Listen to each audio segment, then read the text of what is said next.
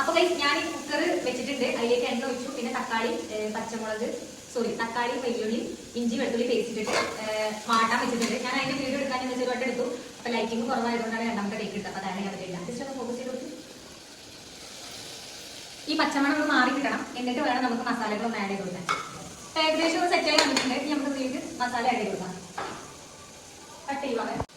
ഇനി നമുക്ക് കുറച്ച് വെള്ളം ഒഴിച്ച് കൊടുക്കാം. മസാല എന്ന് പറയുമ്പോൾ ആദ്യം കുറച്ച് മുളക് പൊടി 1 ടീസ്പൂൺ, പിന്നെ കുറച്ച് മഞ്ഞൾപ്പൊടി, ദെൻ മല്ലിപ്പൊടി, പിന്നെ കുറച്ച് കുരുമുളക് പൊടി. കുരുമുളക് പൊടി ഞാൻ കുറച്ച് ഇടുന്നുള്ളൂ, കാരണം പണി പാടും.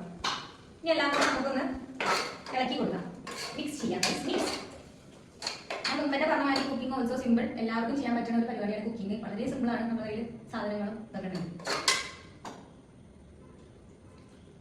സൂപ്പർ. കുറച്ചും കൂടെ വെള്ളം ഒഴിച്ചു കൊടുത്തിട്ട് നമുക്ക് ഇറച്ചി ഇട്ട് കൊടുക്കാം. ഇതാണ് നമ്മുടെ കാട കിട്ടാൻ ഇതാണ്. ഓക്കെ, നമുക്ക് കാടേനെ ഇറക്കി കൊടുക്കാം. കാട കുറച്ച് കൊടുക്കും, 2 കാടയാണ്. അപ്പൊ ഞാൻ കാട ഇട്ട് കൊടുത്തിട്ടുണ്ട്. ഇനി നമുക്ക് കുക്കർ അടച്ച് വെക്കാം. കട്ട് ചെയ്യും. അപ്പൊ ഞാൻ കുക്കർ അടച്ച് വെച്ചിട്ടുണ്ട്. അപ്പോൾ ലോ ഫ്ലെയിമിലാണ് തീ വെച്ചിട്ടുള്ളത്. അപ്പുറത്ത് ചോറും ഉണ്ട്. അപ്പൊ ഒന്ന് 2-3 വിസിലടിച്ചിട്ട് നമുക്ക് തുറന്നു നോക്കാം. അപ്പൊ നമ്മുടെ നല്ല കാടൻ കറി ഇവിടെ റെഡി ആയിട്ടുണ്ട്. അപ്പൊ നമുക്കിത് എന്താ പറയാ, അൺബോക്സ് ചെയ്യാം.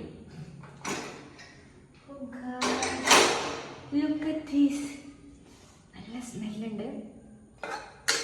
കാടമണി നന്നായി വന്നിട്ടുണ്ട്.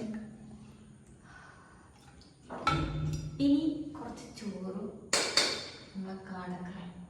കുശാൻ. അപ്പൊ ഇന്നത്തെ വീഡിയോ ഇഷ്ടമായ ലൈക്ക് ചെയ്യാനും ഷെയർ ചെയ്യാനും മറക്കണ്ട. പുതിയൊരു വീഡിയോ വീണ്ടും വരുന്നവരെ ടാറ്റാ ബൈ ബൈ.